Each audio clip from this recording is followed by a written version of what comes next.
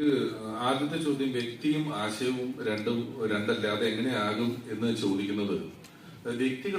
വ്യക്തികളിലെ ഈ ആശയങ്ങൾക്ക് നിലനിൽക്കാൻ പറ്റുള്ളൂ, അല്ലാതെ ജീവികളിലോ കല്ലിലോ കട്ടയിലോ ഒന്നും ആശയങ്ങൾ നിൽക്കുക. നമ്മൾ ആശയങ്ങൾ പറയുന്നു, പക്ഷെ ഞാനൊരു ആശയവും നിങ്ങളൊരു ആശയവും വേറുന്നുണ്ട് എന്ന കാരണം കൊണ്ട് നമ്മൾ തമ്മിൽ ശത്രുക്കളാവേണ്ട ആവശ്യമില്ല. അത് മനുഷ്യന്റെ ജനറ്റിക്കലി അങ്ങനെ ഒരു സ്വഭാവമുണ്ട്. ഇപ്പം ഐഫോൺ ഉപയോഗിക്കുന്ന ഒരാളും സാംസങ് ഫോൺ ഉപയോഗിക്കുന്ന ഒരാളും എന്നോട് എന്റെ ഞാൻ സാംസങ് ഉപയോഗിക്കുന്നു പറയുന്നത്, ഏതാ ഉപയോഗിക്കുന്ന സാംസങ്, ഞാൻ ഐഫോണാണ്, നീ എന്താ ഐഫോൺ ഉപയോഗിക്കാത്തത്? എനിക്കെന്തോ ഐഫോൺ പറ്റുന്നില്ല. ഞാൻ പറയും, അത് നീ ഒരു 2 ദിവസം ഉപയോഗിച്ച് നോക്കാത്തോണ്ടാണ്. ഉപയോഗിച്ച് നോക്കിയാൽ പറ്റും.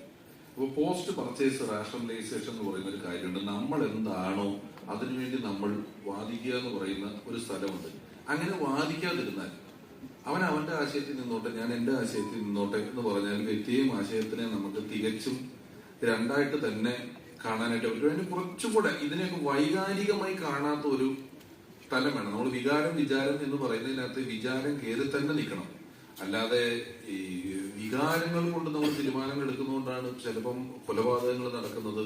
അല്ലെങ്കിൽ ഇപ്പം രാജീവ് ഗാന്ധി ശിവരജനുമായിട്ടൊരു പ്രശ്നം ഉണ്ടായിരുന്നില്ലല്ലോ.